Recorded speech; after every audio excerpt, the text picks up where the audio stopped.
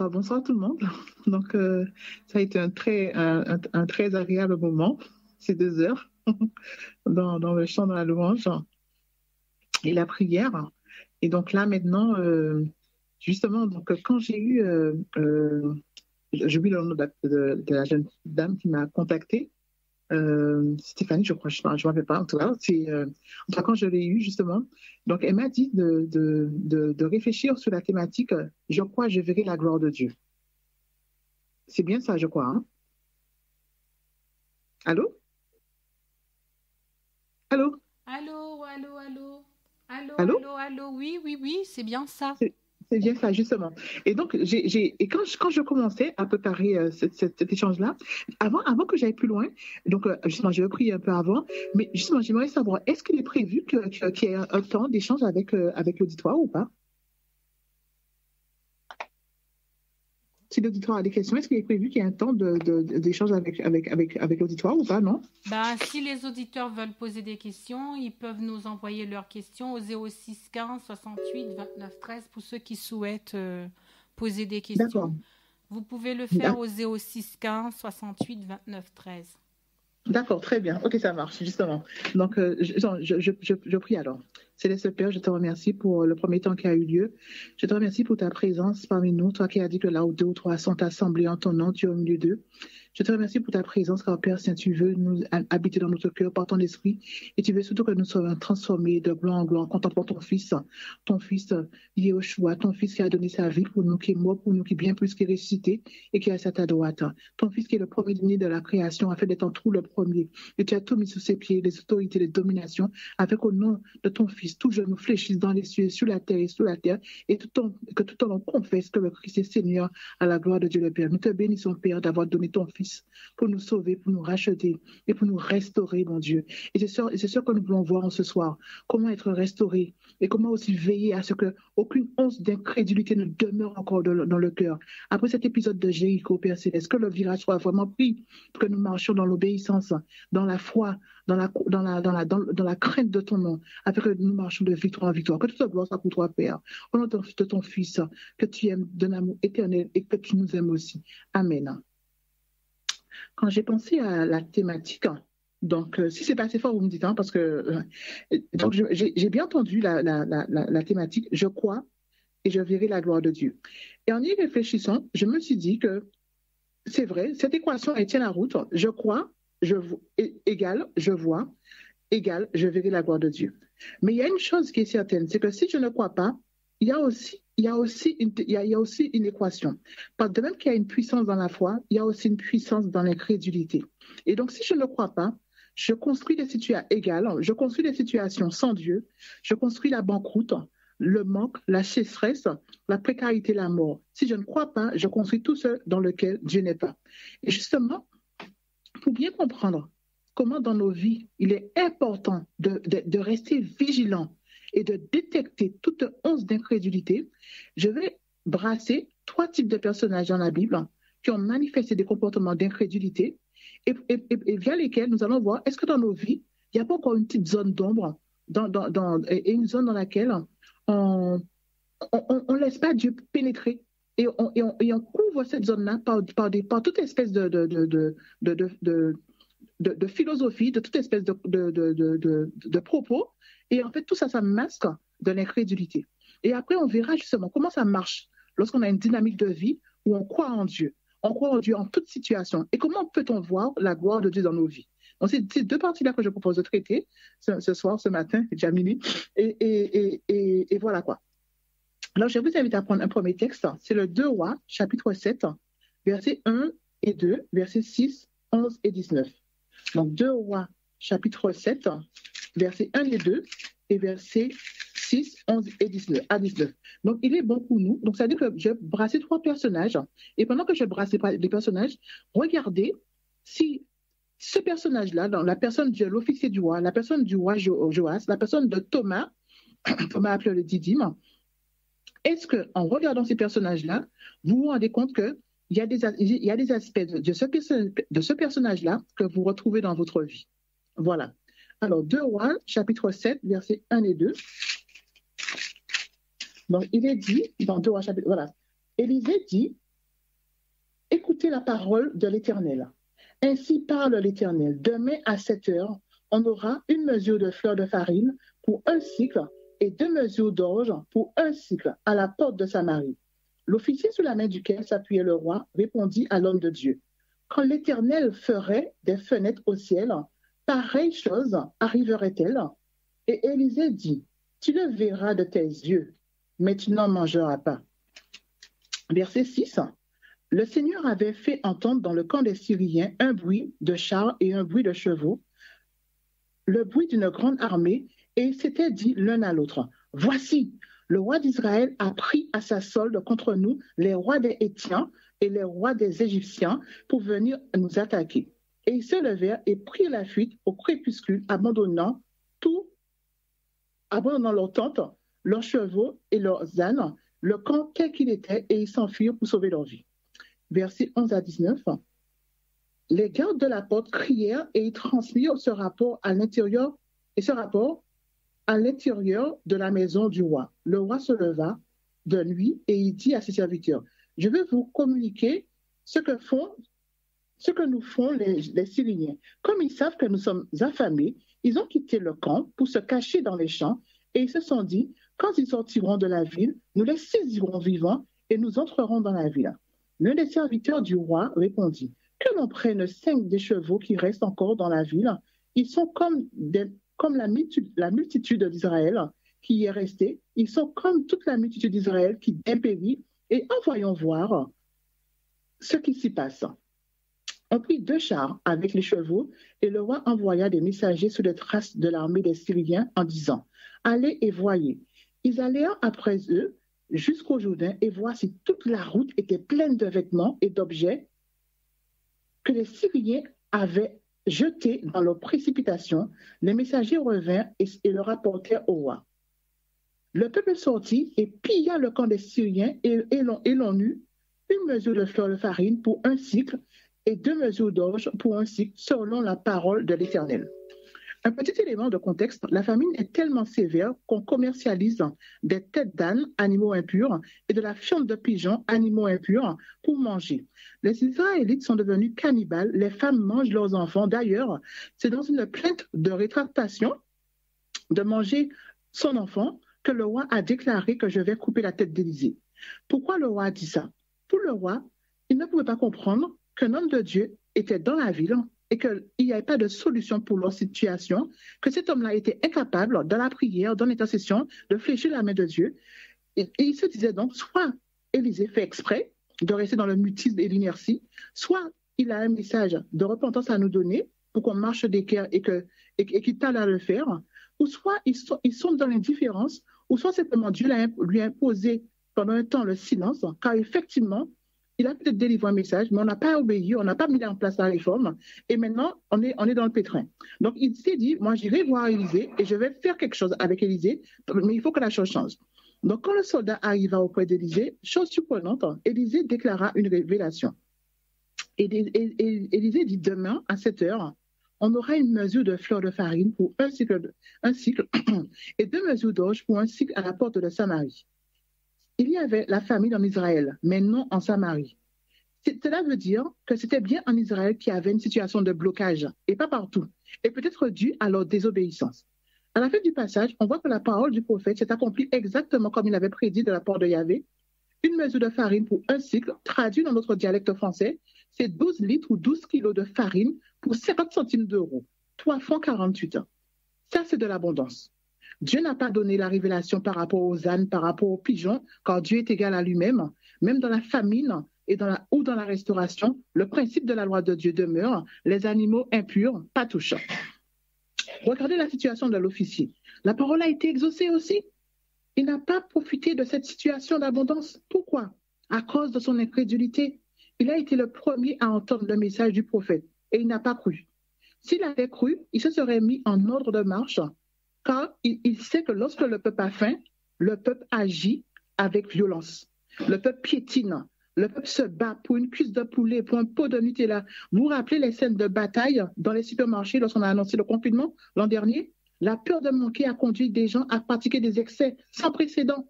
Les gens se battent dans les supermarchés et on fait des stocks sans mesure. Si le soldat avait cru, si l'officier avait cru, en tant qu'officier, il aurait dit au roi, mettons en place un plan pour contrôler cet approvisionnement et faisons en sorte qu'il y en ait pour tout le monde, dans la discipline, afin que dans cet épisode de vie d'abondance, qu'il n'y ait pas de tristesse, ni d'amertume, ni de chagrin, ni de pertes humaines. Alors que des familles se réjouissaient de cette abondance, d'autres familles étaient en deuil et démunies. Tout ça à cause de l'incrédulité. L'incrédulité nourrit la peur. L'incrédulité donne vie à la disette. L'incrédulité n'aperçoit pas les opportunités de succès et de richesse. L'incrédulité maintient dans la médiocrité et le juste minimum. L'incrédulité est une plaie qui empêche la prospérité et l'épanouissement, et cela dans toutes les dimensions de la vie.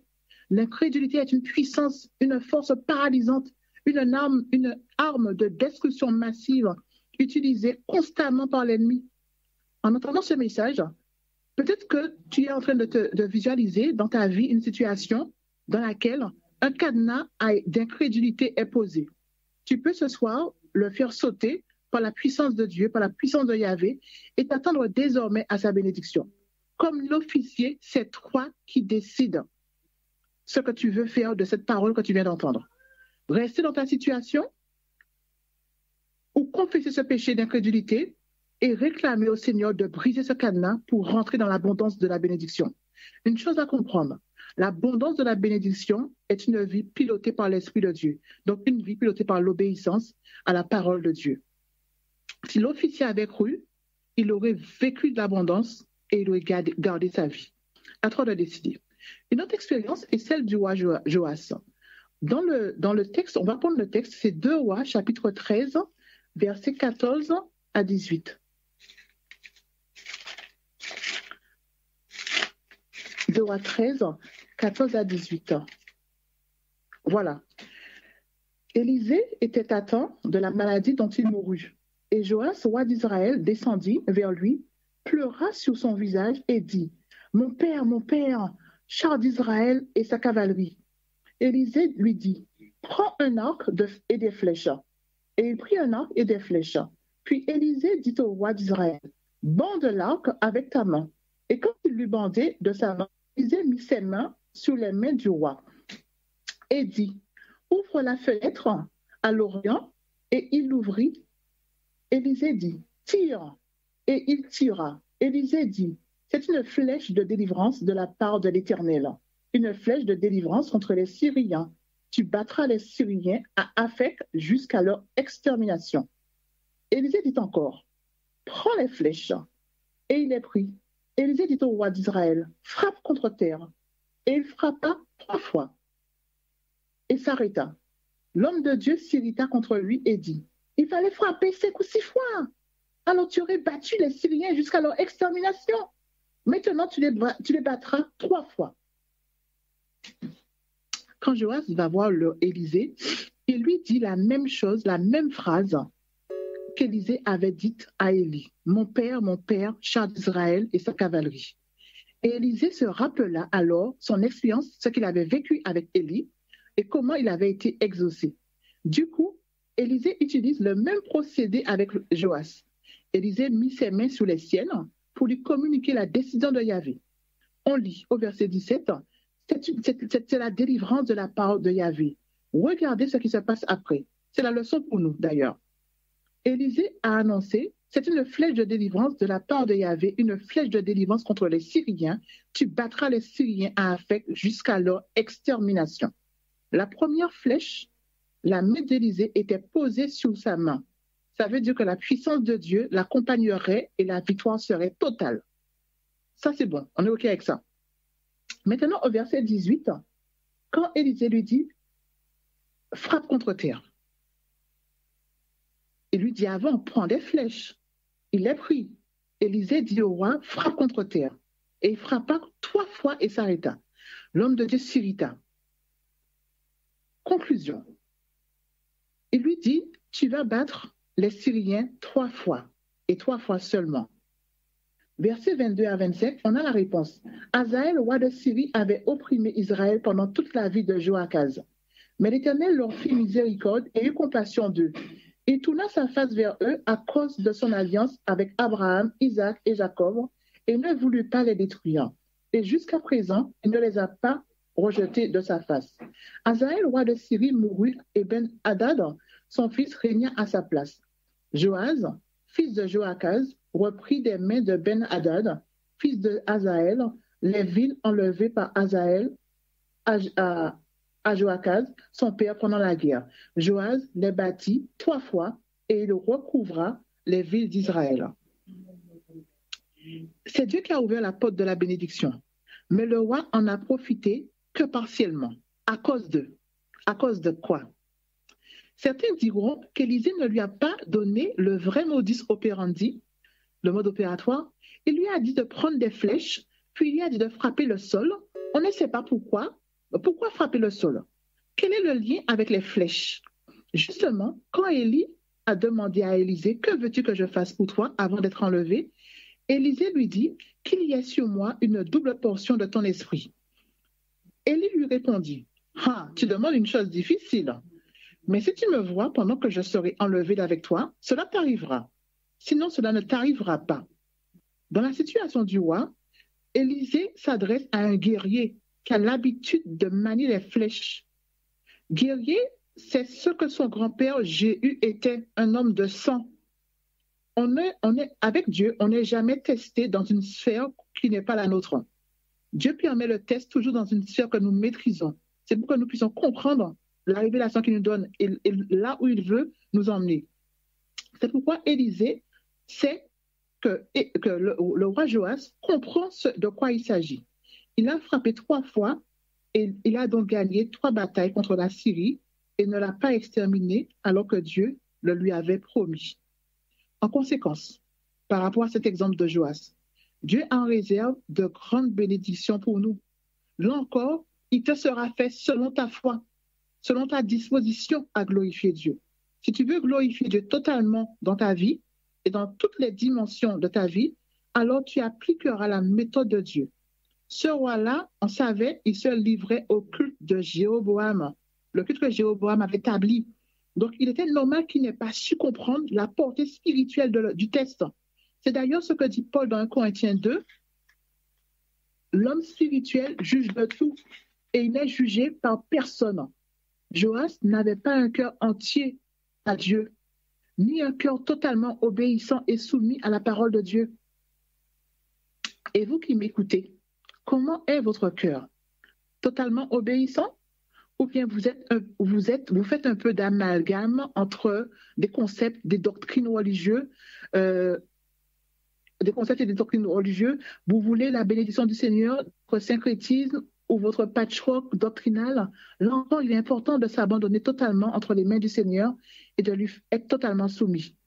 Peut-être qu'en entendant cela, on se dit, tu te rends compte que tu as des mélanges dans ton cœur n'est pas tellement entièrement à Yahvé, tu te dis que tu aimes Dieu, mais tu consultes ton horoscope, tu dis que tu aimes Dieu, mais tu te mélanges avec des choses interdites. Tu portes des gris-gris, tu mélanges des choses. Est-ce que ton cœur est entièrement à Yahvé? Pose-toi la question. La voie de l'incrédulité s'appuie sur la superstition. La voie de l'incrédulité s'appuie sur la peur. Il est bon de faire le point et de faire le ménage. Le 3e exemple est l'exemple de Thomas, appelé Didyme. Et là, on va dans Jean chapitre 20, versets 24 à 29. Jean chapitre 20, versets 24 à 29. Thomas, appelé Didyme, l'un des 12, n'était pas avec eux lorsque Jésus vint. Les autres disciples lui dirent donc, nous avons vu le Seigneur. Mais il leur dit, si je ne vois pas dans ses mains la marque des clous, et si je ne mets pas mon doigt dans la marque des clous, et si je ne mets pas ma main dans son côté, je ne croirai pas. Je ne croirai point. 8 jours après, les disciples de Jésus étaient de nouveau dans la maison et Thomas se trouvait avec eux. Jésus vint, les portes étant fermées, se présenta au milieu d'eux et dit, la paix soit avec vous. Puis il dit à Thomas, avance ici ton doigt et regarde mes mains. Avance aussi ta main et mets-la dans mon côté Et ne sois pas incrédule, mais crois. Thomas lui répondit, mon Seigneur et mon Dieu. Jésus lui dit, ah, parce que tu m'as vu, tu as cru. Heureux ceux qui n'ont pas vu et qui ont cru. Thomas a conclu l'échange en disant, mon Seigneur et mon Dieu. Et Rabbi lui a dit, parce que tu as vu, tu as cru. Heureux ceux qui n'ont pas vu et qui ont cru. D'autres versions disent, bienheureux ceux qui n'ont pas vu et qui ont cru. Que veut dire le Christ ici? Tu n'as pas besoin de voir le Christ pour croire en sa parole, car sa parole, c'est lui-même. Thomas a perdu une semaine de vie bienheureuse parce qu'il a attendu de voir pour croire. Pendant cette semaine, il n'a pas cru à l'espérance d'Israël. Pendant cette semaine, il n'a pas lu la parole. Pendant cette semaine, il n'a pas adhéré à la victoire. Le Christ a dû le repêcher. Pourquoi c'est important, les enjeux qui se déroulent dans ce texte? Dans l'étymologie, le texte veut dire « en marche », ceux qui ne voient pas mais qui croient.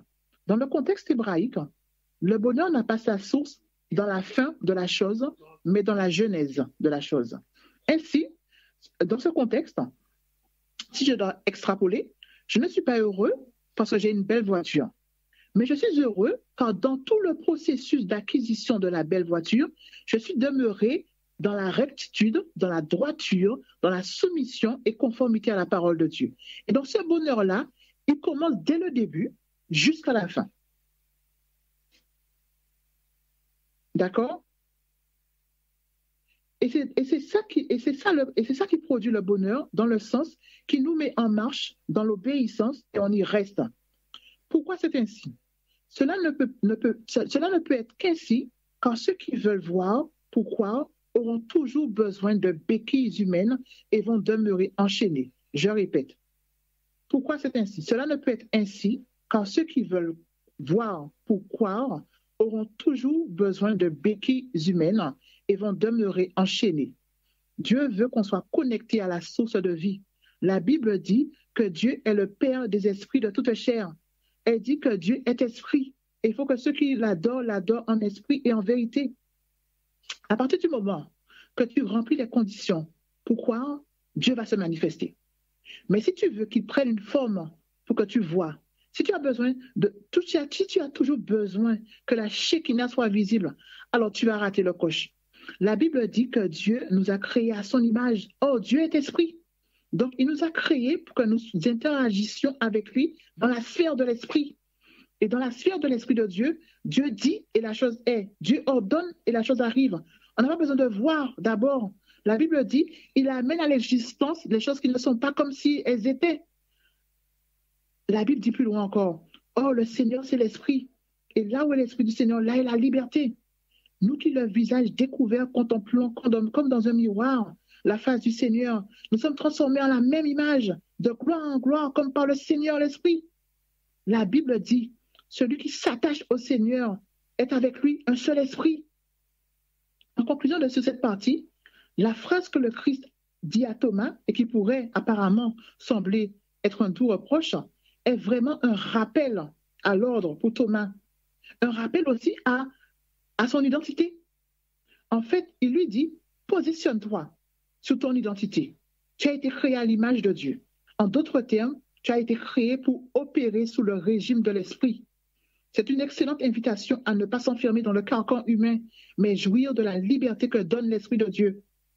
Toi, peut-être, en écoutant cela, tu te rends compte que tu es dans le système, tu penses comme le système, tu fais comme le système, et tu fais comme cela, et en faisant comme cela, tu es comme dit le texte de Jérémie. C'est-à-dire, en s'accolant au système, en se laissant piloter par le système, on est exactement comme dit Jérémie dans Jérémie 7, versets 5 à 8. Jérémie dit, maudit soit l'homme qui se confie dans l'homme et qui prend la chair pour son appui et qui détourne son cœur de l'Éternel. Il est comme un misérable dans le désert et ne voit pas arriver le bonheur. Il habite les lieux brûlés du désert, une terre aride sans habitants. Après, le texte dit plus loin, béni soit l'homme qui se confie en l'Éternel et dont l'Éternel est l'espérance. Il est comme un arbre planté près des eaux et qui étend ses racines vers le courant. Il n'aperçoit point la chaleur quand elle vient et son feuillage reste vert. dans l'année de la sécheresse, il n'a pas de crainte et il ne cesse de porter du fruit.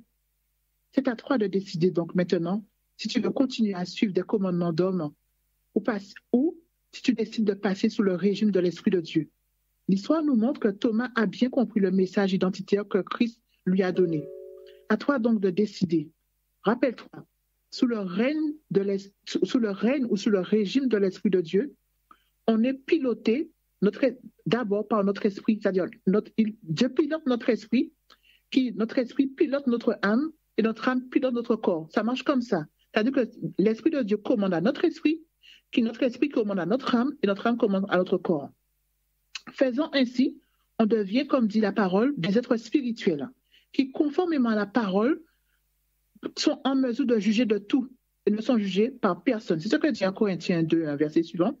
C'est pourquoi même la Bible dit que le premier Adam est un être vivant, mais le second Adam est un esprit vivifiant. C'est-à-dire que lorsqu'on est connecté à Christ, lorsqu'on fait ce que Christ demande, on est des êtres spirituels et on est capable de juger de tout. Donc il n'y a pas besoin d'être piloté par des hommes, parce que c'est l'Esprit de Dieu qui nous pilote et qui nous donne la vie en abondance.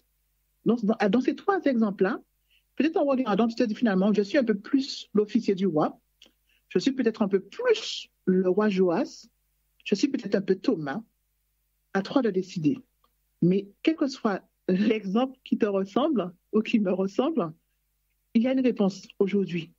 C'est dire au Seigneur, Seigneur, je ne veux plus fonctionner avec l'incrédulité. Seigneur, je ne veux plus fonctionner avec des commandements d'hommes. Je veux m'attacher à ta parole, à tes commandements et faire ta volonté. Et sur cette partie-là, donc, peut-être que les uns et les autres ont besoin de faire un petit temps de prière pour réfléchir, pour se dire vraiment qui suis-je dans tout ça et ce sur quoi j'ai besoin encore d'être victorieux. Parce que peut-être que ce soit avec l'expérience de Jéricho, le Seigneur a donné une victoire sur un domaine, et ça c'est gloire à Dieu.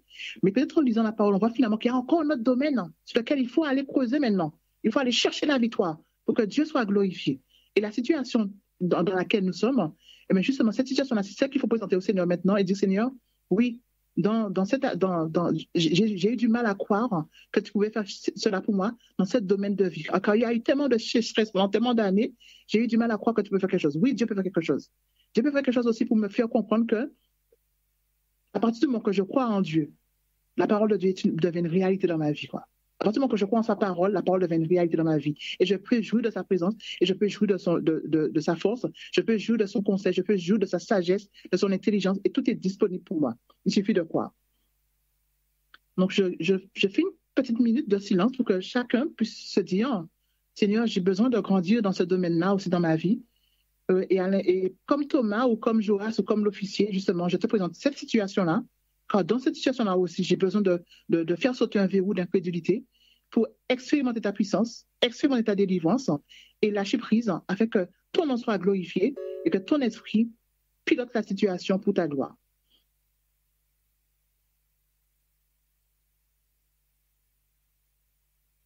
Donc, je donne une petite minute de silence et après, je vais faire la deuxième partie.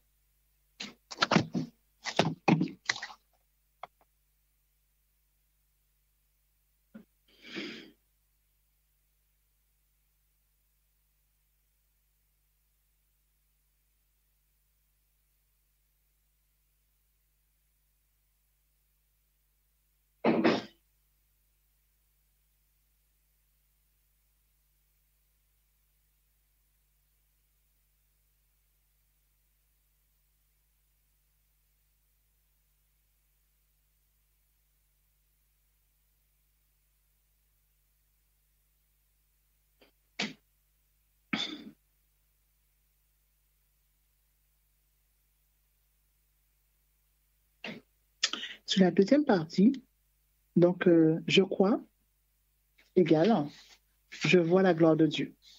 Je crois égale, je verrai la gloire de Dieu.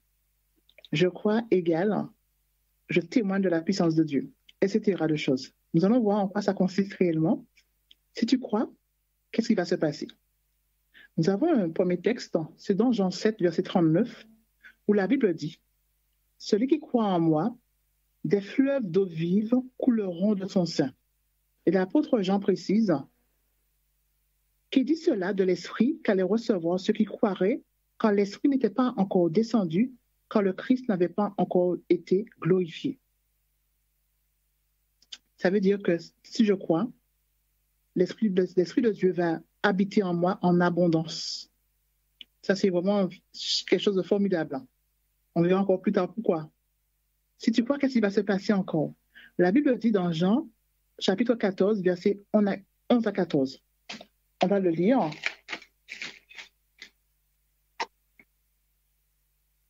Croyez-moi, je suis dans le Père et le Père est en moi. Croyez du moins à cause de ses œuvres. En vérité, je vous le dis. Celui qui croit en moi fera les œuvres que je fais, et il en fera de plus grandes, parce que je m'en vais au Père. Et tout ce que vous demanderez en mon nom, je le ferai, afin que le Père soit glorifié dans le Fils. Si vous demandez quelque chose en mon nom, je le ferai. Donc, si tu crois, qu'est-ce qui va se passer? Mais tu demanderas n'importe quoi. J'ai envie de dire non. Tu demanderas les choses conformes à la volonté de Dieu, certainement dans le nom du Seigneur, et le Seigneur le fera. Le Christ dit, si vous m'aimez, gardez mes commandements.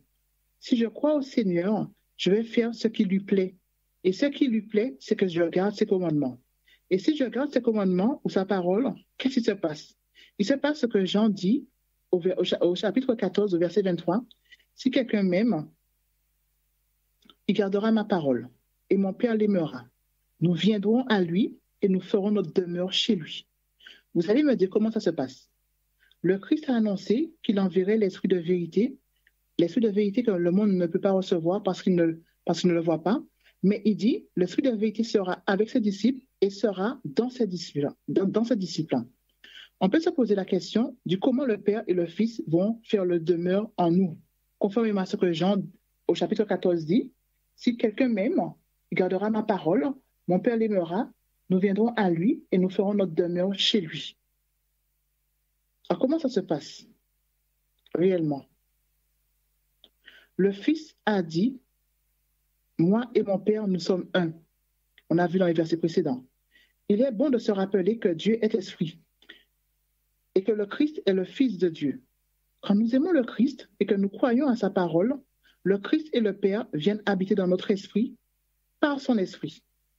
Tous ceux qui croient en Christ et qui acceptent et obéissent à sa parole ont l'esprit du Père qui demeure en eux. C'est exactement ce que le Christ a dit dans Jean 14, verset 23. Si quelqu'un m'aime, il gardera ma parole, mon Père l'aimera, nous viendrons à lui et nous ferons notre demeure chez lui.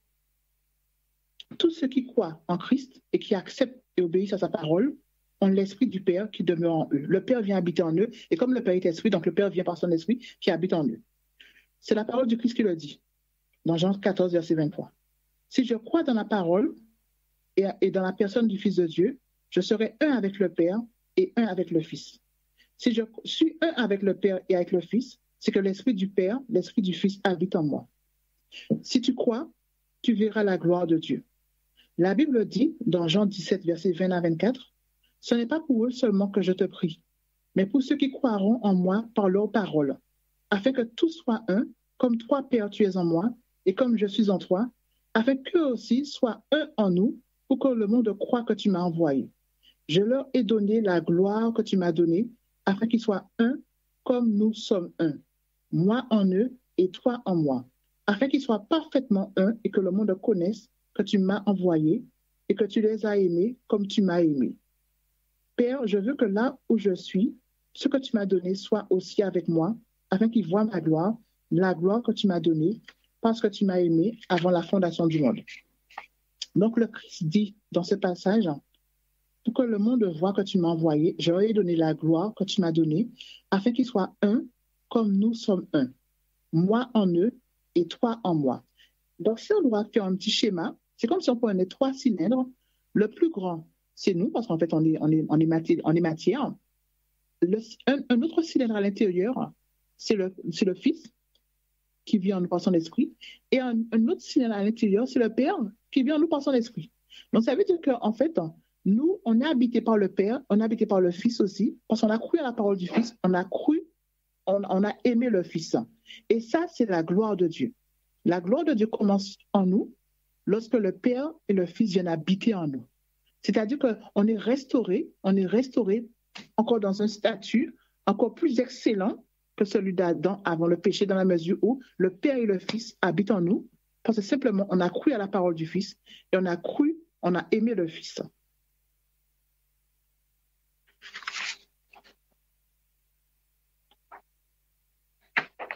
Je poursuis. Et je répète déjà la phrase. Père, je veux que là où je suis, ce que tu m'as donné soit aussi avec moi, afin qu'ils voient ma gloire. La gloire que tu m'as donnée parce que tu m'as aimé avant la fondation du monde. S'il y a deux niveaux, il y a donc deux niveaux dans le processus. Quand je crois au Christ, quand je l'aime et que je garde sa parole, son Père et lui viennent habiter en moi. Quand toi, tu crois au Christ, c'est la même chose qui se produit. Le Père et le Fils viennent habiter en toi. Il se passe la même chose alors. C'est-à-dire que cette démarche, ce processus qui se fait chez toi et qui se fait chez moi fait que désormais, toi et moi, nous sommes unis entre nous, mais nous sommes unis aussi au Fils. Et ça aussi, c'est une manifestation de la gloire de Dieu aussi. Et c'est ce que le monde a besoin de voir. Le monde a besoin de voir des chrétiens qui sont unis entre eux et qui sont unis à Christ, qui sont habités par l'Esprit de Dieu. Et quand les hommes du monde voient, eh bien, ils voient que Dieu a visité son peuple. Ils voient que Dieu a une entité, Dieu a une organisation, Dieu a un royaume qui est ici installé et qui donne gloire à son nom. Et c'est ce à quoi le Père aspire. Dans Romains 8, versets 9 à 11, il est dit, « Pour vous, vous ne vivez pas selon la chair, mais selon l'Esprit, si du moins l'Esprit de Dieu habite en vous. » Et le texte continue dans le texte de Romains 8, versets 9 à 11, « Si quelqu'un n'a pas l'Esprit du Christ, il ne lui appartient pas. Et si Christ est en vous, le corps, il est vrai mort à cause du péché, mais l'Esprit est vie à cause de la justice. » Et le texte poursuit en disant, « Et si l'Esprit de celui qui a ressuscité le Christ d'entre les morts habite en vous, celui qui a ressuscité le Christ d'entre les morts donnera aussi la vie à vos corps mortels par son Esprit qui habite en vous. » Donc, ça veut dire que si ce soir-là, tu as besoin de restauration, c'est possible. Parce que si l'Esprit qui a ressuscité le Christ d'entre les morts habite en toi, il donnera la vie aussi à ton corps mortel par son esprit qui habite en toi. Dieu est capable de te guérir, te restaurer, pour peu simplement que tu accueilles l'Esprit du Christ en toi en ce matin, en ce soir. Nous comprenons donc que pour voir la gloire de Dieu, ici, maintenant, et encore plus quand le Christ viendra nous chercher, il est indispensable d'avoir l'Esprit de Dieu, l'Esprit de Christ en nous. D'ailleurs, c'est ce que le texte dit, hein? Christ en vous, l'espérance de la gloire. Alors, comment allons-nous voir la gloire de Dieu maintenant? Alors, vous vous rappelez, quand Lazare est mort, le Christ a dit de la mort de Lazare que cette mort est pour la gloire de Dieu. Quand le Christ, après 4 jours, est allé devant le tombeau, il a soumis à l'autorité du Père, il a dit, « Je sais que tu m'exauces toujours. » Et soumis à l'autorité du Père, il a ressuscité Lazare. Dans l'Ancien Testament, c'est encore le Christ qui a dit à Ézéchiel, prophétise sur ces ossements desséchés. Et la parole nous montre que ces ossements, que ces ossements-là sont devenus une armée nombreuse. Cette vision-là, elle est là pour nous montrer, à partir du moment que tu remplis les conditions, tu peux atteindre des sommets pour la gloire de Dieu. Et les ossements desséchés qui sont dans ta vie, quel que soit le domaine de ta vie, eh bien, Dieu peut les transformer en opportunités de vie abondante. Est-ce que tu crois en cela? Tout dépend que de toi, en fait. Encore une fois, c'est quoi voir la gloire de Dieu? Voir la gloire de Dieu, c'est constater que tu es piloté par son esprit. Par son esprit, non seulement sur toi, mais par son esprit en toi. Tu le verras. Oui, tu verras que tu es habité par l'Esprit de Dieu. Et les autres qui ont l'Esprit de Dieu verront aussi que tu es habité par l'Esprit de Dieu. Alors pourquoi je dis cela? Je dis cela parce que Jean-Baptiste a dit du Christ que le Tout-Puissant ne lui a pas donné l'Esprit avec mesure. Donc Jean-Baptiste a vu que le Christ était, entre guillemets, chargé de l'Esprit Saint. Et quand le Christ a été touché par la femme à la perte de sang, il a dit, qui m'a touché? Il savait que quelque chose s'était passé. C'est l'Esprit du Père qui était en Christ qui a fait les œuvres. D'ailleurs, comme d'habitude, parce que le Christ a dit, les paroles que je dis, je ne les dis pas de moi-même, et le Père qui est en moi, c'est lui qui fait les œuvres. Donc, ça veut dire que quand une force est sortie de Christ pour aller toucher la femme à la perte de sang et la guérir, C'est l'Esprit du Père qui a agi. D'accord? Le Christ a dit, j'ai senti une force sortir de moi. Si tu as l'Esprit du Seigneur, tu le sais. Et ceux qui ont l'Esprit du Seigneur savent aussi que tu l'as reçu. L'Esprit communique avec l'Esprit. C'est ça, toujours dans la Bible, ça. Paul dit dans 1 Corinthiens 2,12, nous n'avons pas reçu l'Esprit qui vient du monde, mais l'Esprit qui vient du Père, afin que nous connaissions les choses que Dieu nous a données par sa grâce.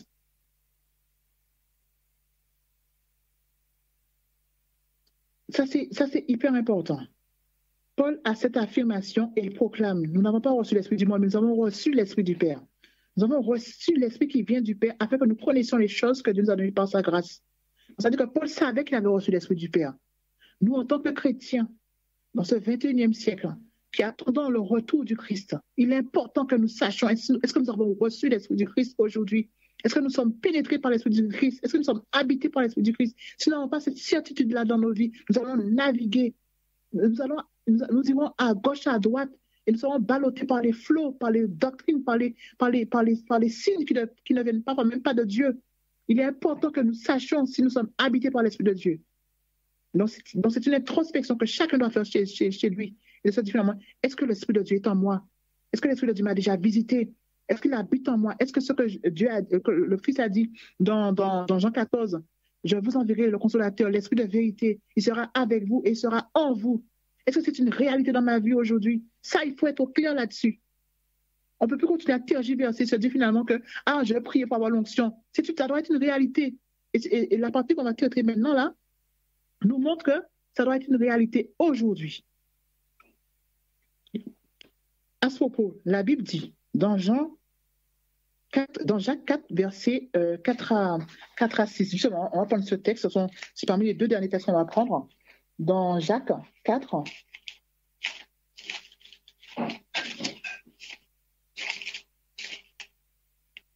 Jacques 4, versets 5 et 6. Croyez-vous que l'Écriture parle en vain? Croyez-vous que l'Écriture parle en vain? C'est avec jalousie que Dieu chérit l'Esprit qu'il a fait habiter en nous. Il accorde au contraire une grâce plus excellente. C'est pourquoi l'Écriture dit, Dieu résiste aux orgueilleux, il fait grâce aux humbles. Croyez-vous que l'Écriture parle en vain? C'est avec jalousie que Dieu chérit l'Esprit qu'il a fait habiter au-dedans de nous. Il accorde encore une grâce plus excellente. Il accorde encore une grâce plus excellente.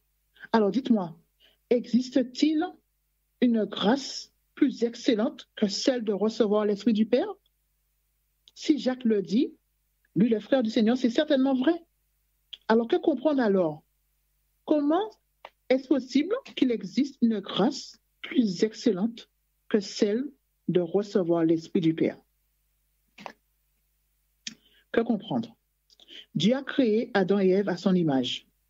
Quand ils ont péché, le projet de Dieu à leur rencontre, dont une partie est mentionnée dans la Genèse, à savoir assujettir la terre et la dominer, ce projet-là s'est quelque peu estompé.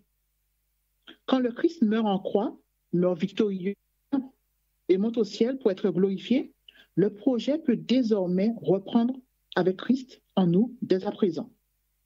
C'est pourquoi, en notre qualité d'enfant de Dieu, restauré à son image, il nous appartient de comprendre la portée de ce dernier texte.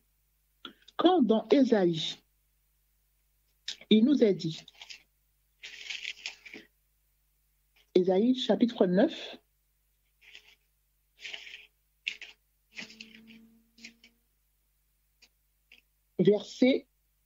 à partir du verset 5. Car un enfant nous est donné, un fils nous est donné, et la domination reposera sur lui, sur son épaule. On l'appellera admirable, conseiller, Dieu puissant, Père éternel, prince de paix. Lorsqu'on a étudié ce texte-là il y a quelques semaines, on a dit, ça concerne qui ce passage? Et unanimement, les gens ont dit, c'est Christ. Ok, super. Donc, ça s'est passé quand? Eh bien, quand il est venu. Alors, la question a été posée, est-ce que le Christ a été aujourd'hui pour toi admirable? Est-ce que le Christ a été pour toi conseiller? Est-ce que le Christ a été pour toi dans ta vie Dieu puissant? Est-ce que le Christ a été pour toi Père éternel? Est-ce que le Christ a été pour toi Prince de paix? Et là, la réponse n'était pas aussi rapide. Étonnant. Deuxième partie du texte, il est dit, donner à l'Empire de l'accroissement et une paix sans fin au trône de David et à son royaume, l'affermir et le soutenir par le droit et la justice, dès maintenant et à toujours. Voilà ce que fera le zèle de l'Éternel des armées. La question aussi a été posée aussi au groupe. Cette partie-là du texte, elle va se passer quand? Et beaucoup de gens disent au retour du Christ. C'est pas possible. C'est pas possible. C'est maintenant. C'est maintenant. Et c'est ça la réalité de l'Église. Elle doit être ça. La réalité du royaume de Dieu que Dieu a commencé à installer par ses enfants qui croient en lui, par ses enfants qui sont habités par son esprit. C'est maintenant. C'est maintenant que ça se passe. Et donc, quand Jacques dit que Dieu est disposé à accorder une grâce plus excellente que celle d'avoir son esprit, on comprend que être habité par l'esprit de Dieu, aujourd'hui, c'est le début du processus. Et ce n'est pas la fin du processus. Beaucoup de gens prient pour qu'on reçoive l'esprit, pour qu'on termine l'œuvre, pour la plupart de la saison, pour qu'on termine l'œuvre. Lorsqu'on lit les textes qu'on a lus là, on comprend qu'être habité par l'Esprit de Dieu, c'est le début du processus. Et ce n'est pas la fin du processus. À partir du moment que le Christ a été glorifié, quand il est monté et qu'il a dit à Marie, ne me touche pas, quand je ne suis pas encore monté au ciel, on comprend que le début du processus, c'est quand le Christ dit, vous recevrez une puissance. Et la puissance, on la reçoit conformément à Jean 14, quand on aime le Fils et on croit à sa parole. On aime le Fils, on croit à sa parole, son Père vient habiter en nous par son esprit. Et le processus commence. Le processus de transformation commence. Le processus de transformation qui nous permet de voir que le Christ, il est admirable, que le Christ, il est conseiller, que le Christ, il est Père éternel, que le Christ, il est Prince de paix, que le Christ, il est tout puissant, il est Dieu puissant. Et parce qu'on commence à voir cette réalité du Christ dans nos vies, alors la gloire de Dieu s'installe dans nos vies. Dans ce corps qui n'a pas encore revêtu l'immortalité, mais la gloire de Dieu s'installe.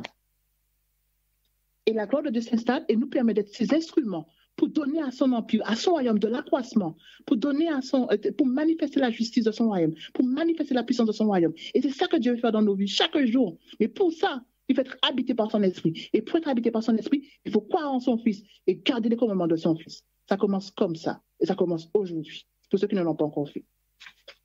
Alors, je conclue en disant que nous comprenons véritablement que la réception de l'Esprit de Dieu n'est pas une étape qui s'installe dans le futur, mais dans le présent. Et le futur immédiat et à venir, en notre qualité d'ambassadeur de Christ, est de faire croître son royaume, de l'affirmer, de le soutenir par le droit, la justice, partout où nous allons. Refléter Christ, refléter la gloire du Christ, être des ambassadeurs du Christ, remplis de son esprit. Alors si tu crois, tu verras la gloire de Dieu, oui, et tu la verras maintenant parce que l'Esprit de Dieu va habiter en toi. Et tu seras le champ opérationnel dans lequel Dieu travaille pour donner de la gloire, pour manifester la gloire de son nom. Et pour que tu sois un ambassadeur pour lui. Et pour que partout où tu iras, eh bien, tu célébreras la justice, la droiture de Dieu, la puissance de Dieu, l'amour de Dieu, la bonté de Dieu. Et tu seras un instrument qui est habité par l'Esprit de Dieu, sera conseiller pour l'autre, sera force pour l'autre, sera connaissance pour l'autre, sera intuition divine pour l'autre. Et tout ça pour la gloire de Dieu. Ma prière et ma question d'abord, alors, qu'est-ce qui te manque? Qu'est-ce qui nous manque aujourd'hui pour vivre cela? Avec tout ce que nous avons entendu, quel objectif de vie veux-tu bâtir? Quels seraient les freins à atteindre cet objectif-là? Quelles sont tes ressources pour y parvenir? Et quand veux-tu commencer? Que Dieu t'inspire. Amen. Maryse, alors, il y a une auditrice qui nous a appelé, en fait, qui est en ligne. Elle dit qu'elle souhaite que tu puisses revenir sur le texte de Ésaïe 9, c'est ça? Ésaïe 9, le verset 7, qu'elle n'a pas tellement bien saisi ce que tu veux faire passer comme message. D'accord, ok, d'accord. Ben, je réexplique alors. Merci, très bien. Sœur. D'accord. Ok, d'accord. En fait, justement, le texte dit, car un enfant nous est né, un fils nous est donné, et la domination reposera sur lui. On l'appellera admirable, conseiller, Dieu puissant, Père éternel, Prince de paix. Lorsqu'on pose la question, un peu à tout chrétien, par exemple, dans notre communauté en particulier, à qui ce texte fait référence? unanimement, les gens disent à Christ. Et que le Christ est venu, l'enfant qui est né là, l'enfant qui est venu là, qui est sorti de Marie, eh bien, c'est bien le Christ, et qu'il était admirable, conseiller, Dieu puissant, Père éternel, Prince de paix. Et là, on pose une autre question. Puisque le Christ est identifié à ces attributs-là, la question est posée, et toi dans ta vie, est-ce que tu as rencontré le Christ qui est admirable? Toi dans ta vie, est-ce que tu as rencontré le Christ qui est conseiller? Est-ce que tu as rencontré le Christ qui est Dieu puissant? Est-ce que tu as rencontré le Christ qui est Père éternel? Est-ce que tu as rencontré le Christ qui est Prince de paix? Et c'est là que les gens, lorsqu'ils doivent répondre, ça bug. Il dit, on pose la question, donne-moi une expérience de vie où tu as vu le Christ te conseiller. Tu as vu le Christ être admirable. Et tu as vu le Christ être Dieu puissant. C'est-à-dire que si ces attributs-là sont donnés à Christ, c'est que Christ l'incarne et que Christ présent dans ta vie et Christ expérimenté dans la parole de Dieu, qui est le Christ d'ailleurs, la parole a été faite chair, eh bien, ça doit être une réalité. Et on se rend compte que finalement, que les gens, eh bien, ils lisent le texte, mais le texte ne se traduit pas en réalité de vie, en réalité d'expérimentation de ces attributs du Christ dans leur vie. Si, alors que le Christ, quand on lit plus loin Ésaïe 11, je prends notre exemple, Ésaïe 11, on dit par exemple que le rejeton sortira du trône d'Isaïe et l'esprit du Seigneur reposera sur lui, esprit de sagesse, de conseil, esprit de sagesse et d'intelligence, esprit de conseil et de force, esprit de connaissance et de crainte de Dieu, etc., etc. Donc là, encore une fois, c'est-à-dire que le Christ a reçu, Jean-Baptiste, quand Jean-Baptiste parle du Christ, il dit, le Christ n'a pas reçu l'esprit avec mesure. L'esprit de Dieu était pleinement en Christ. Donc le Christ est capable d'être conseillé. La Bible dit qu'il n'avait rien pour attirer le regard, pourtant tout le monde allait à lui. Parce qu'il il respirait la paix. Le Christ a eu la victoire sur la mort, la seconde mort. Il a eu la victoire sur les démons. Il a eu la victoire sur le péché. Et donc, le Christ, il est puissant. Donc, il a été tout ça lorsqu'il a laissé ses 33 ans sur terre. Et la question, c'est que comment se fait-il qu'aujourd'hui, dans ma vie, je ne puisse pas mettre ces mêmes attributs du Christ sur ma vie, sur mon témoignage de vie? Et c'est là qu'il y a un problème. C'est-à-dire que je n'arrive pas à expérimenter le Christ admirable, le Christ conseiller, le Christ puissant, le Christ Père éternel. Et le problème, il est chez moi, parce que le Christ n'a pas changé. D'accord? Donc, ça, c'est la première partie. Donc, c'est-à-dire que, vérifier la réalité des attributs du Christ dans ma vie, car le Fils n'a pas changé. La deuxième chose, c'est que à partir du moment que le Christ, il est cette réalité-là, il est l'autre partie de la réalité, à savoir donner à l'empire de l'accroissement et une paix sans fin au trône de David et à son royaume, l'affermir, le soutenir par le droit et la justice dès maintenant et pour toujours. C'est-à-dire que quand le Christ vient établir son royaume, il dit pas que bien sûr, mon royaume n'est pas de ce monde. Il dit à Pierre aussi que tu es Pierre, sur cette pierre, je bâtirai mon église et les portes du séjour des morts ne prévaudront pas contre elle.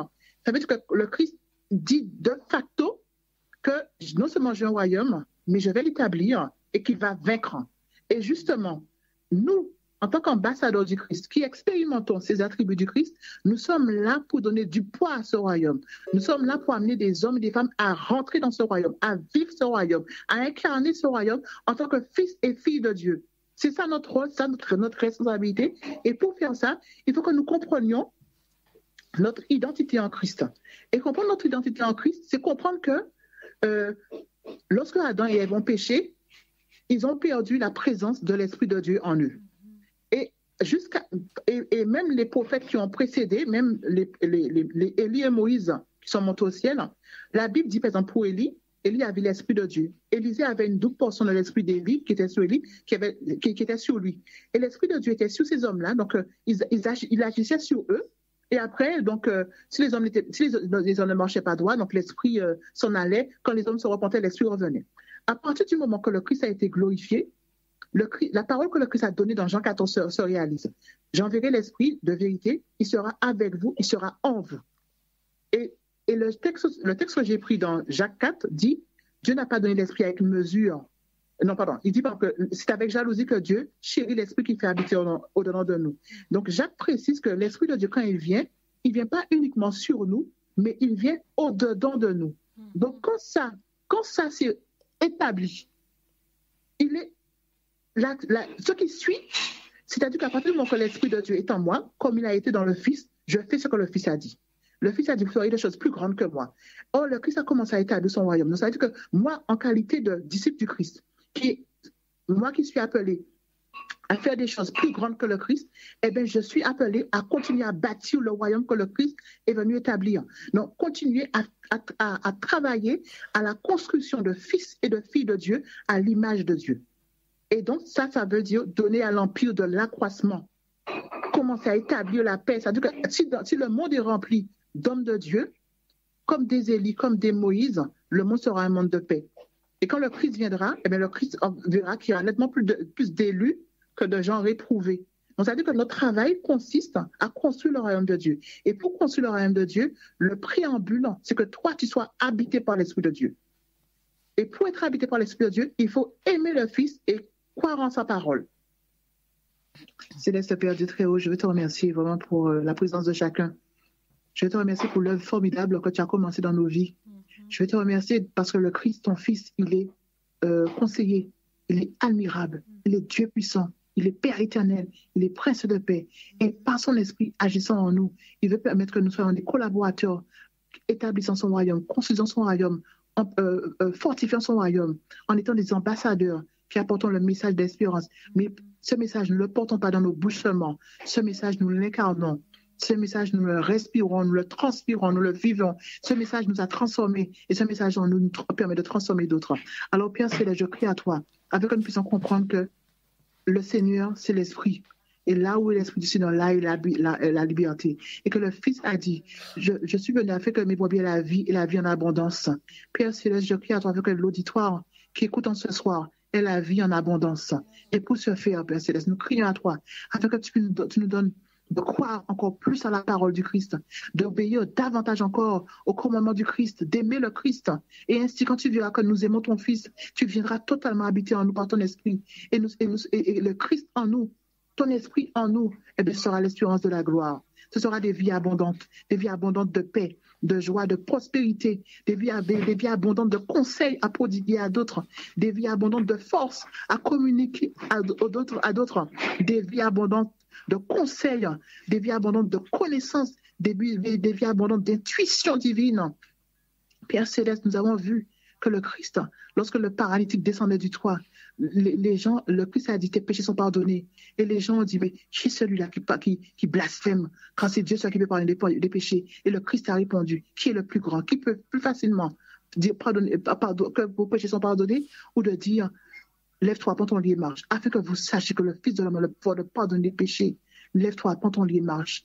Père Céleste, nous te demandons véritablement au nom de ton Fils de pardonner toute incrédulité que nous avons cultivée pendant des années, tout processus de pensée qui nous ont laissé par terre.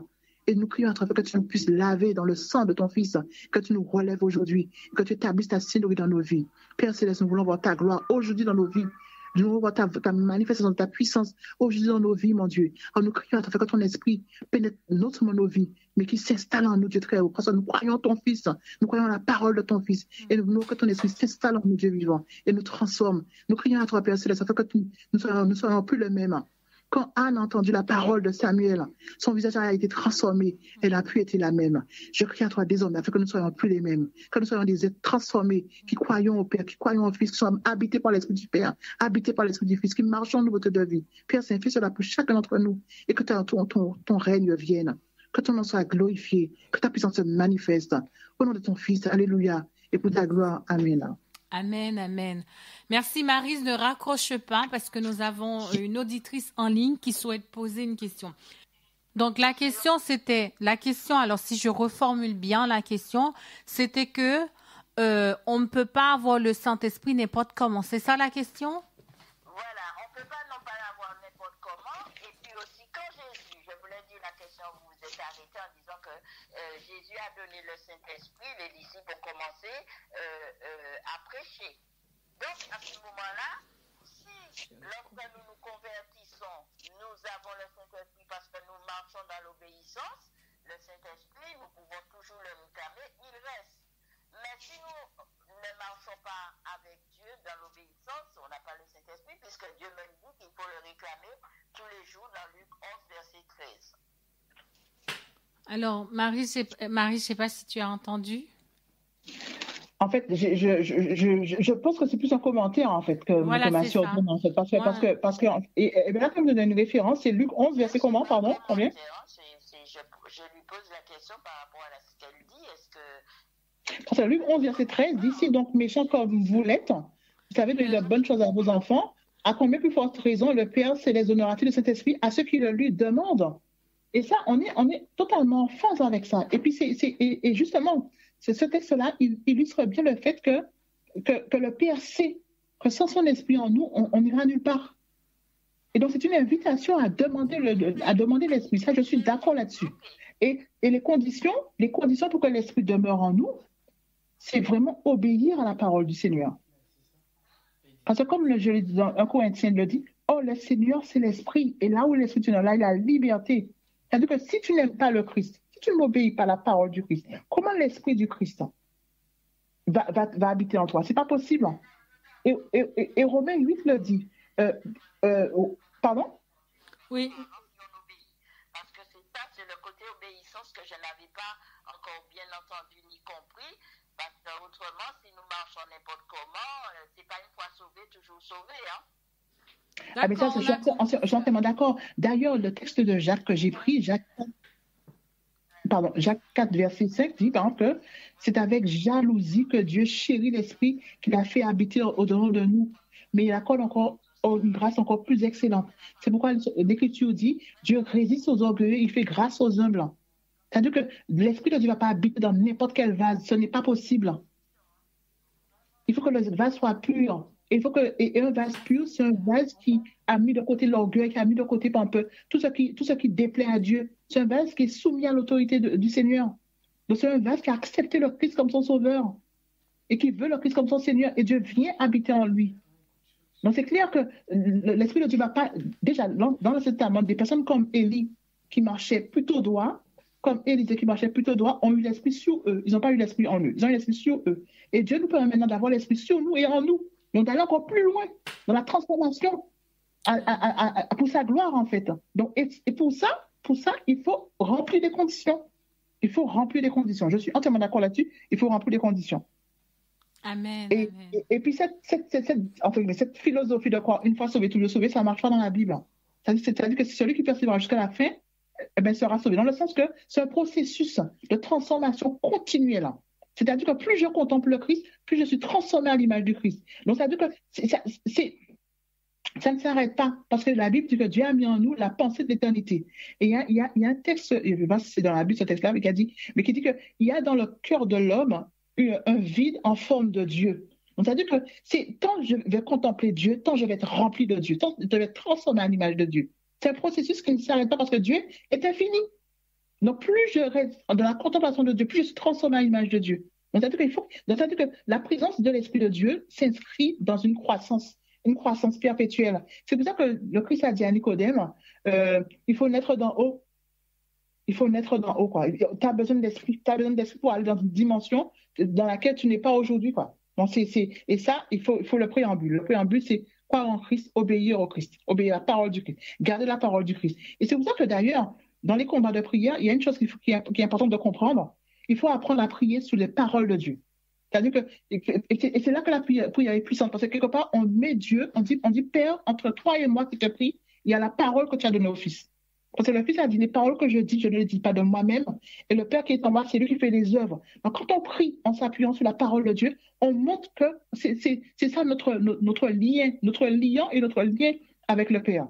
La parole du Fils, le Fils. Donc, et rien que ça veut dire que si je cite la parole de Dieu, la première chose que l'Esprit de Dieu va me dire, c'est cette parole-là que tu cites, est-ce qu'elle est réelle dans ta vie? Est-ce que tu y crois? Est-ce que ta vie est conforme? Maintenant, si tu dis oui à tout ça, il dit, OK, maintenant, fais ta requête. Et puis, on est exaucé. Voilà. Amen, amen. Gloire à Dieu, gloire à Jésus, gloire au Saint-Esprit de Dieu. Nous remercions le Seigneur qui nous a donné Maryse ce soir et nous bénissons le nom de Dieu.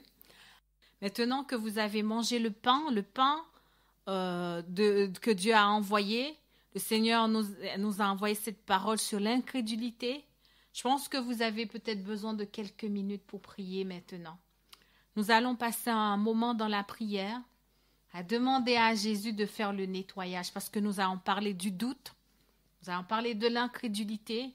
Et tout à l'heure, je disais avec Andrea, c'est des puissances. Satan utilise ces armes-là pour combattre le peuple de Dieu. Et c'est compliqué, c'est difficile. Lorsque aujourd'hui, nous parlons des miracles, nous parlons de guérison, nous parlons du Saint-Esprit, eh ben, c'est compliqué, c'est difficile. Eh ben, nous avons besoin d'être déliés. Et nous avons besoin que l'incrédulité soit liée, le doute soit lié par le nom de Jésus-Christ, le Fils du Dieu très haut. Je vais vous accorder quelques minutes parce que nous sommes venus chercher Jésus. Nous sommes vraiment venus chercher le Christ. Et il va pointer du doigt ce qui ne tourne pas rond dans nos vies. Prenons un peu de temps. Parlons à l'Éternel. Demandons à ce que l'esprit de Thomas, l'esprit d'incrédulité, de doute, toutes ces choses-là puissent partir. Quitter nos âmes, quitter nos corps, quitter nos pensées. Et que cette chose-là puisse, partir par le nom de Jésus-Christ, le Fils du Dieu très haut. Réclamons le Seigneur dans ces choses-là en nous.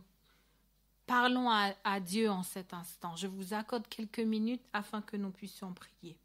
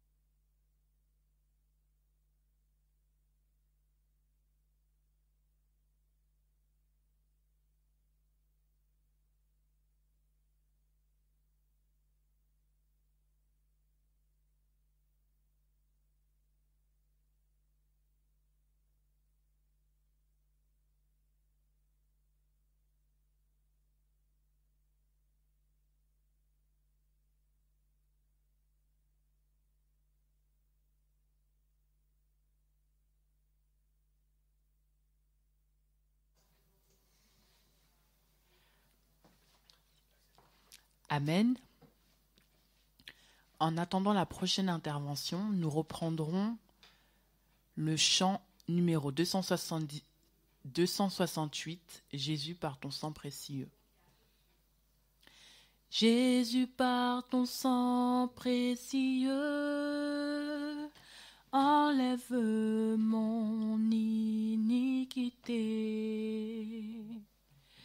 Regarde-moi du haut des cieux, dis-moi que tu m'as pardonné.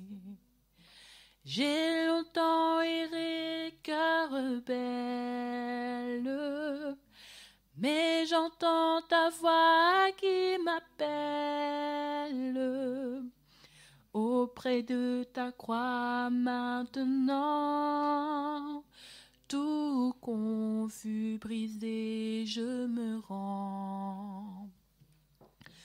Blanc, plus blanc que neige, blanc, plus blanc que neige, lavé dans le sang de l'agneau, je serai plus blanc que la neige. Oh, le fardeau de mon péché, Dieu très saint est trop grand pour moi. Je veux en être délivré. À cette heure, oh, révèle-toi. Jésus, viens, sois ma délivrance. Seul tu peux calmer ma souffrance. Au pied de ta croix maintenant, tout confus, brisé, je me rends. Blanc, plus blanc que neige, blanc, plus blanc que neige, lavé dans le sang de l'agneau, je serai plus blanc que la neige. Ô Jésus, ton sang précieux a lavé mon iniquité. Oui, tu m'as répondu des cieux, ton amour m'a tout pardonné. Je te contemplais, je puis croire qu'en toi j'ai complète victoire. Au pied de ta croix maintenant, je me relève triomphant. Blanc, plus blanc que neige, blanc, plus blanc que neige, lavé dans le sang de l'agneau, mon cœur est plus blanc que la neige. Amen. Gloire à Jésus, gloire au Saint-Esprit de Dieu. Maintenant, c'est le temps de la prière pour les malades.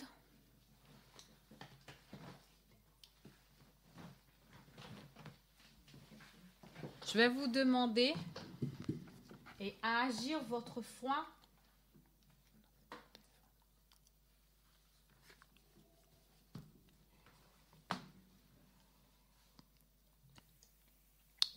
C'est la prière pour les malades. C'est le moment où nous allons prier. Je vais vous inviter à chanter le 128. Comme une terre altérée soupire après l'eau du ciel. Comme une terre altérée soupire après l'eau du ciel. François est déjà en direct sur la radio, il est connecté. Et nous allons passer un moment spécial, un temps spécial pour les malades.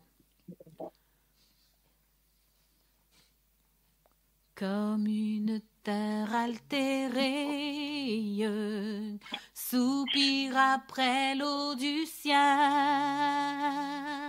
Nous appelons la rosée de ta grâce, Emmanuel. Fraîche rosée, descendez sur nous tous, ô divines ondées, venez arroser-nous. Descends aux pluies abondantes, coule à flot dans notre cœur, donne à l'âme languissante une nouvelle fraîcheur. Fraîche rosée, descendez sur nous tous, ô divines ondées, venez arroser-nous. Oui, que les déserts fleurissent sous tes bienfaisantes eaux, que les lieux sacres verdissent et portent des fruits nouveaux. Fraîche rosée, descendez sur nous tous, ô divines ondées, venez arroser-nous. Viens ô salutaire pluie, esprit de grâce et de paix, répands en nous une vie qui ne tarisse jamais. Fraîche rosée, descendez sur nous tous, ô divines ondées, venez arroser-nous.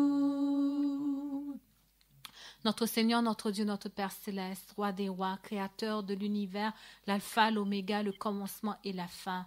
Depuis à 22h, tu es avec nous, tu es en direct sur la radio Trois Anges. Depuis à 22h, tu bénis ton peuple, tu es là, tu fais des choses extraordinaires.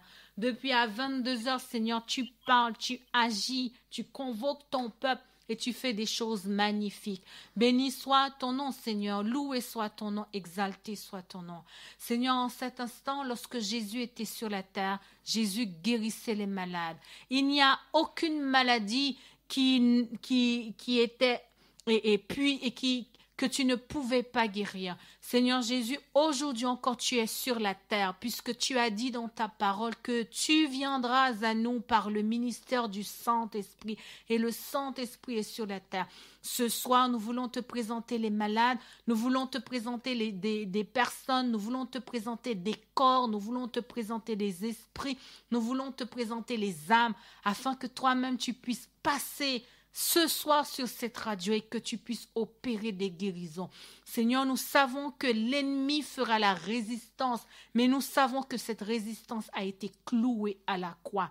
Seigneur, nous savons que le doute, l'incrédulité puisse se manifester dans les cœurs, dans les pensées, afin que des âmes ne soient pas libérées. Seigneur, je te demande au nom de Jésus de lier le doute ce soir, de lier l'incrédulité par le nom de Jésus-Christ, le Fils du Dieu très haut, et que ton peuple puisse recevoir la guérison, la liberté, la restauration du cœur. Je te prie de bénir la bouche de François. C'est François qui te présentera ce peuple. C'est lui qui fera la prière de guérison ce soir. Loin en cet instant ton serviteur, mets des mots dans sa bouche, Seigneur.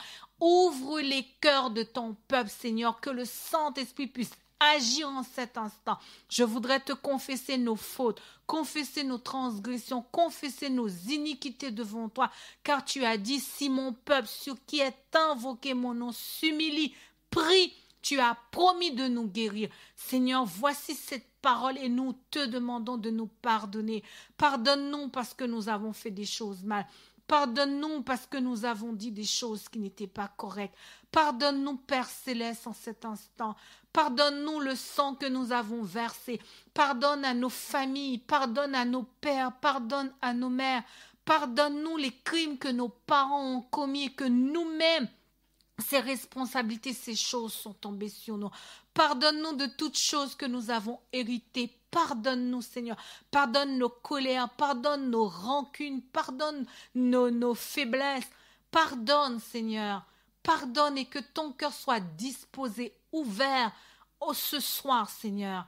Merci, Père éternel, dans le nom de Jésus-Christ, le Fils du Dieu très haut, que nous t'avons prié. Amen.